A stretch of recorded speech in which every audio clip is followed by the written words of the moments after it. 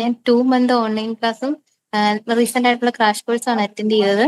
ആഹ് ശരിക്കും സാറിന്റെ ഒരു എഫേർട്ട് കൊണ്ട് മാത്രമാണ് ഞാൻ പാസ്സായതെന്ന് എനിക്ക് ധൈര്യമായിട്ട് പറയാൻ പറ്റും. കാരണം എനിക്ക് ക്രാഷ് കഴിഞ്ഞിട്ട് ശരിക്കും ഒന്ന് റീവൈൻഡ് ചെയ്ത് നോക്കാനുള്ള ടൈം ഇല്ലായിരുന്നു. ശരിക്കും എനിക്ക് ഹെൽത്ത് ഇഷ്യൂസ് ഒക്കെ കാരണം ശരിക്കും പ്രോപ്പറായിട്ട് പഠിക്കാനൊന്നും പറ്റിയില്ല. എങ്കിലും സാറിന്റെ ഓരോ ക്വസ്റ്റ്യൻസ് കാണുമ്പോഴും സാറിന്റെ എക്സ്പ്ലനേഷനും സാറിന്റെ ഓരോ എക്സാമ്പിൾസും ഒക്കെയാണ് എന്റെ മനസ്സിൽ വന്നുകൊണ്ടിരുന്നത്. അത് കാരണം എനിക്ക് ഒന്ന് ചിന്തിക്കേണ്ട പോലും വന്നില്ല. അല്ലാതെ തന്നെ എനിക്ക് എക്സാം എഴുതാൻ സാധിച്ചു.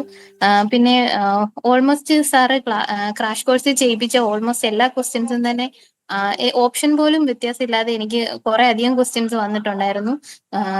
സാറ് ക്രാഷ് കോഴ്സിൽ ചെയ്യിപ്പിച്ചത്. പിന്നെ ഓൺലൈൻ ക്ലാസ്സിൽ സാറ് ഡീറ്റെയിൽ ആയിട്ട് തിയറി പഠിപ്പിക്കുന്ന കാരണം ക്രാഷിൽ വന്നു കഴിയുമ്പോഴത്തേക്കും എല്ലാ ക്വസ്റ്റ്യൻസും ഓൾമോസ്റ്റ് നന്നായിട്ട് അറ്റൻഡ് ചെയ്യാൻ പറ്റി. എനിക്കിനി എക്സാം എഴുതാൻ പോകുന്നവരോട് പറയാനുള്ളത് ഓൺലൈൻ ക്ലാസ് പ്രോപ്പറായിട്ട് അറ്റൻഡ് ചെയ്യണം. ക്ലാസ് ഒന്നും മിസ്സാവാതെ തന്നെ അറ്റൻഡ് ചെയ്യണം. പിന്നെ ക്രാഷ് കോഴ്സ് ഒരിക്കലും മിസ് ചെയ്യരുത്. എങ്ങനെ എഫേർട്ട് എടുത്തിട്ടാണെങ്കിലും ക്രാഷ് കോഴ്സ് അറ്റൻഡ് ചെയ്യണം.